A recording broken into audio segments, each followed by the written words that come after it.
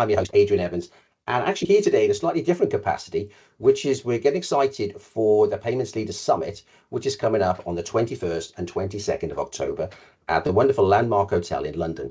And I'm absolutely delighted to welcome a fraud and identity expert today on board, which is Emma Lindley. Good morning. Morning, Adrian. Really good to be here with you this morning. Yeah, I'm really excited about the summit myself as well. I'm going to be on stage at 9 a.m. on the 21st. Got a really exciting panel that I'm going to be running that morning.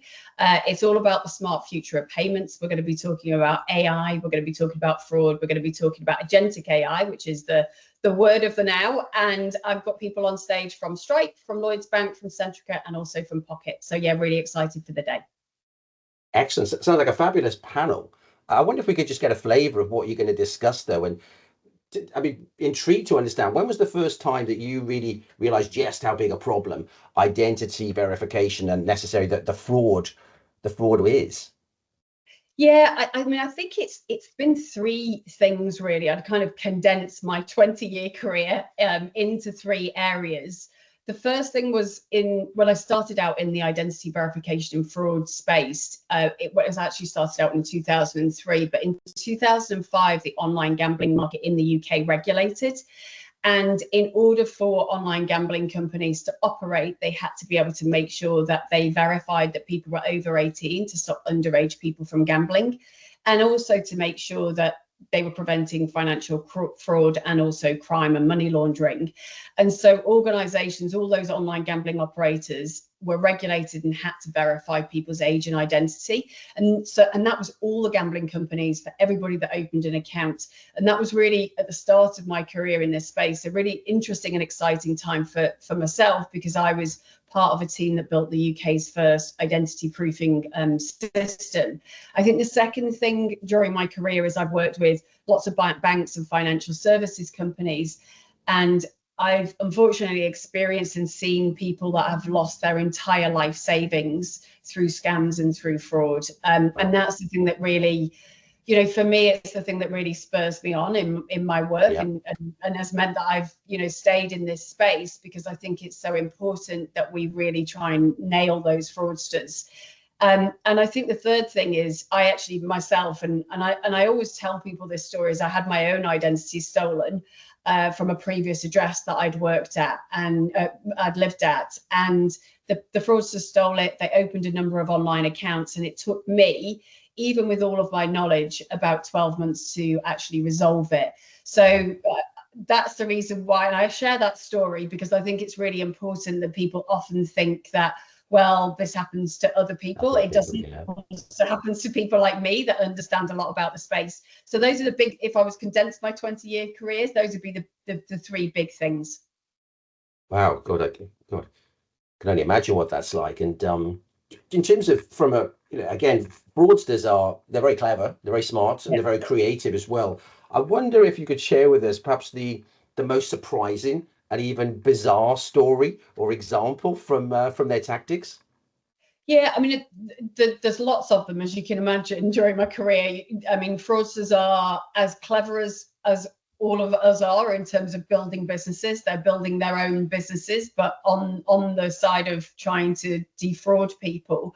The one example I'd give you is when we look at some of the technologies, the identity verification technologies that can be used, we obviously get fraudsters trying to get around those. So as we put a new piece of technology in front of them to try and prevent them from doing fraud, they try and find ways around it. So we used to have a man that we affectionately called Mop Man. So what he used to do is the technologies where you take a picture of your driving license or your passport, and then you'll take a selfie, and then the technology compares those two things together to check that the face belongs to the document. What he used to do is when he got a stolen woman's driving license, he had actually cut the head off a mop. And in order to look like he had long hair, rather than getting a wig, it's obviously a cheap way of doing it, he used to put the mop head on his head and then try and get through the technology. He didn't get through the technology because we managed to detect it, but we affectionately called him Mop Man. To say that's resourceful would be an understatement, I think. It is. It doesn't scale very well because you have to have a lot of mobs. Good. So Mopman didn't become Mopman 2.0 or whatever. Look, we hear a lot about AI and its impact. And again, for me, I was very fortunate many years ago, even 20 odd years ago, where due to a time difference, I couldn't be in Paris and also Havana at the same time. I was stuck in London actually, but the AI picked that up. It was great machine to machine learning from a payments perspective if somebody was trying to scam me. But we see a lot of deep fakes, or deep fakes seem to get the headlines. How concerned should we be? I think we should be concerned, and it's something that in the space, all of me and my peers, we've been looking and thinking about this for a long time. I think AI is being used, or generative AI, we want to be quite specific, because generative AI has really changed the fraud landscape, both from the fraudster's perspective, because they can generate attacks at scale. They can make them much more sophisticated. So perhaps where they were sending emails and the English was poor and you'd pick it up, they now are able to make sure that those emails are written in perfect English, and that makes it harder to detect. I think deep fakes, we do need to be concerned about deep fakes because they are getting ever more sophisticated. But we are using AI, and we are using generative AI in the technology stack to prevent and detect fraud as well. The case that you just talked about there, that's actually, we call that impossible travel. So where somebody has traveled an impossible distance in a very short period of time, that's one way that AI is used in the stack to detect fraud. But we're also using AI to detect deep fakes. So where we use AI to detect the deepfake AI, and we're able to say whether that has actually been generated or not. But I also talk about defense in depth. So we're using lots of different types of technologies in a layer, in a stack, to be able to detect something like deepfakes.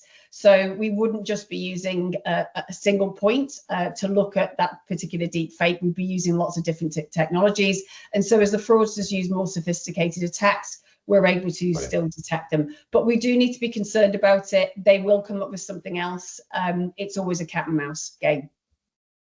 Wow, this sounds fascinating, and I'm learning so much more in this area, despite being in payments for quite some time. So if people want to find out more, what should they do? So they should really come to the event. I think it's going to be a really exciting session. I'm really excited to be leading the first session on the 21st. We'll really look forward to seeing people there. They need to go to the Payment Leaders Summit and actually just register their interest and buy a ticket and join on the day. Wonderful. Well, look, I'm looking very much forward to the event and looking forward to I think, what'll be a fascinating conversation. Thanks so much indeed, Emma. Thanks a lot, Adrian.